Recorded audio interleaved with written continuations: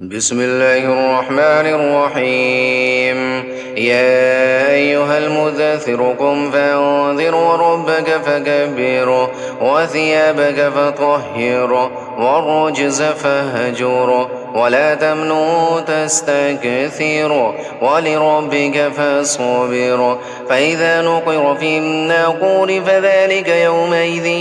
يوم عسير على الكافرين غير يسير. ذرني ومن خلقت وحيدا وجعلت له مالا ممدودا وبنين شهودا ومهدت له تمهيدا ثم يطمع أن أزيد كلا إنه كان لآياتنا عنيدا سأرهقه صعودا إنه فكر فقدر فقتل كيف قدر ثم قتل كيف قدر ثم نظر ثم عبس وبسر ثم أدبر واستكبر فقال إن هذا إلا سحر يؤثر إن هذا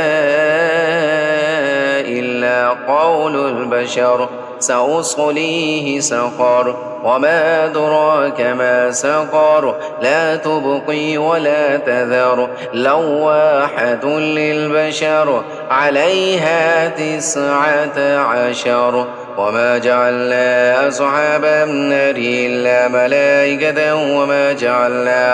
وما جعلنا عدتهم إلا فتنة للذين كفروا ليستيقن الذين أوتوا الكتاب ويزداد الذين آمنوا إيمانا ولا يرتاب الذين أوتوا الكتاب والمؤمنون وليقول الذين في قلوبهم مرض والكافرون ماذا أراد الله بهذا مثلا كذلك يضل الله من يشاء ويهدي من يشاء وما يعلم جنود ربك إلا هو وما هي إلا ذكرى للبشر كلا والقمر والليل إذا أدبر والصبح إذا سفر إنها لإحدى الكبر نذيرا للبشر لمن شاء منكم أن يتقدم أو يتأخر كل نفس بما كسبت رهينة إلا أصحاب اليمين في جنات يتساءلون عن المجرمين ما سلككم في سقر قالوا لم نك من المصلين ولم نك نطعم المسكين وكنا نخوض مع الخائضين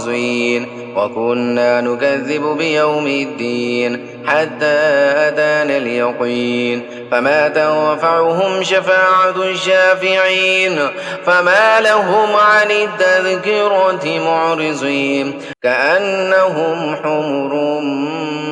مستنفرة فرت من قسورة بل يريد كل امرئ منهم أن يؤتى صحفا منشرة كلا بل لا يخافون الآخرة كلا إنه تذكرة فمن شاء ذكره وما يذكرون إلا أن يشاء الله هو أهل التقوى وأهل المغفرة